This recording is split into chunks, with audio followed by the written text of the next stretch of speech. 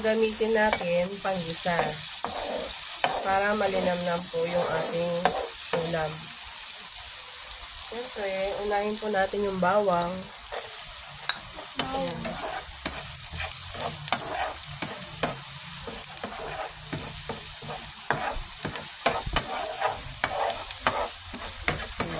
Tapos, pag medyo ma-brown-brown na po yung bawang, sunod natin yung sibuyas.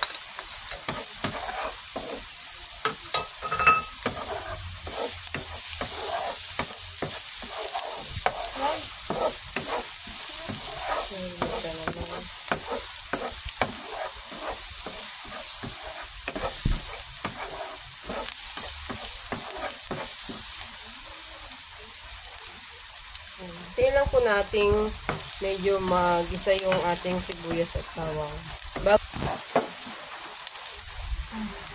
Isusunod na po natin ang manok. Ang ginamit ko pong manok ay breast para malaman po. Kulang-kulang 1 kilo po siya.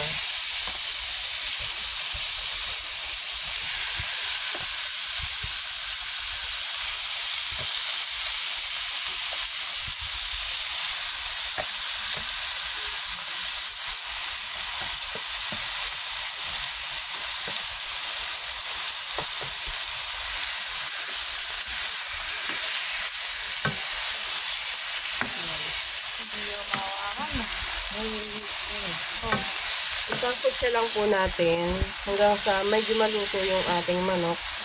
Tapos, timplahan ko po muna ng patis. Yan. Nakita mo itong patis.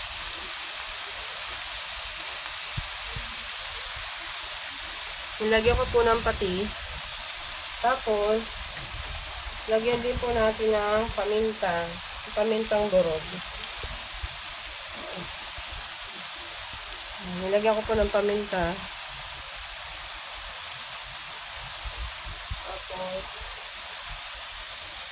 asin. Asin pala. Ano ng patis. I-cut mo muna. Isangkot siya lang po natin siya. Tapos, pag medyo luto-luto na ng kaunti, saka natin ilagay ibang sangkap. Ayan.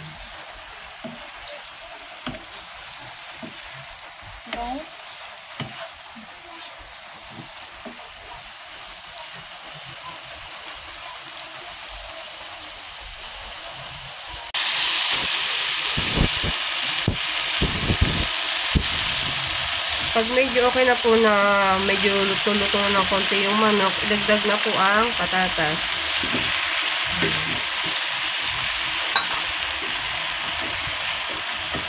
Tapos, isunod na po ang pineapple. Kung pwedeng chunks, pwedeng tidbits. Ang akin pong ginamit ay tidbits.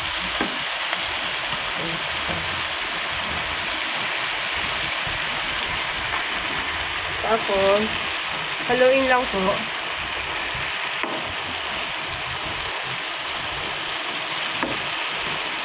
Napahalo ko na. Ha? Hirap pahalo ko na. Ano kasi, Robert?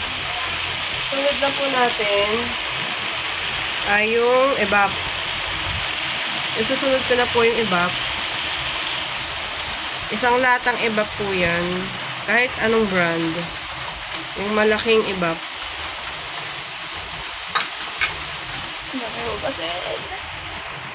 Ayan.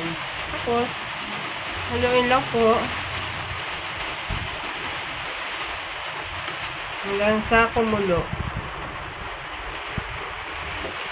Ayan. Hintayin lang po natin kumulo. Isunod na po pala natin yung ating Knorr cube. Chicken Knorr cube. Pandagdag po sa lasa.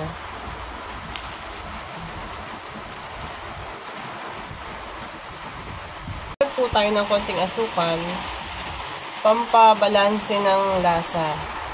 Tapos, maglalagay din po tayo ng pickle relish. No, hindi ka siya. Hindi ka siya ang ano po.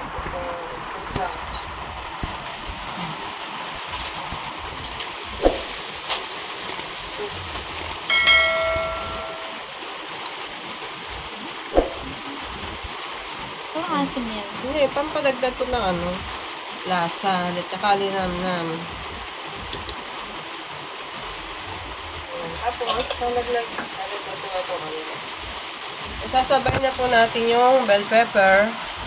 Nalagay ko na po yung bell pepper. Hindi po ate. Haluin lang. Haluin lang.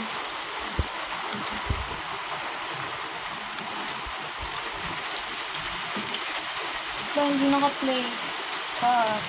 Tapos, ilagdag na po natin yung slurry. Pakita mo to. Ano yung slurry? Maggagawa po tayo ng slurry. Yung slurry po yung cornstarch. Tapos, doon ko po nilagay sa pineapple juice. Yung pinagtanggalan ng pineapple tidbits kanina. Yung juice po nun, doon nyo po ititimpla yung slurry nyo, yung cornstarch.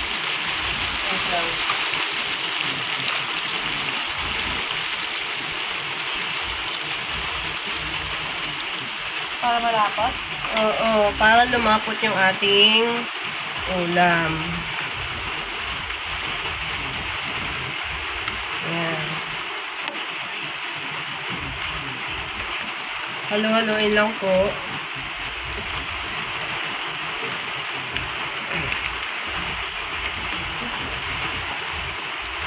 Tapos magdadagdag tayo ng konting suka.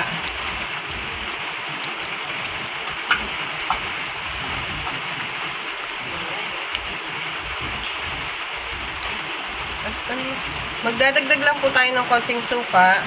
Ito mo po. Konting suka lang po.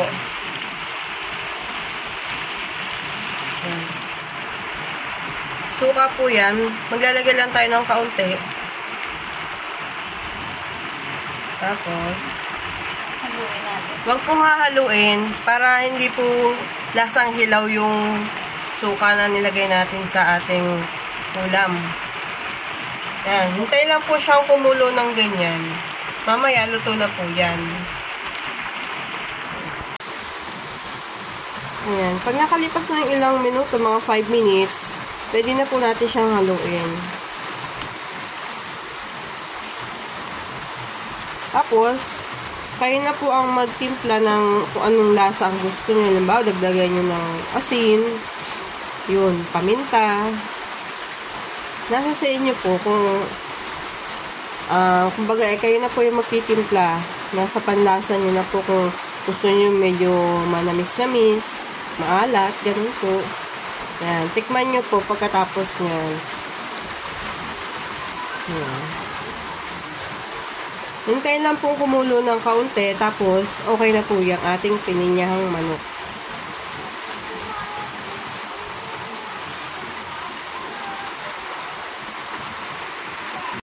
Ayan guys, luto na po ang ating pininyahang manok.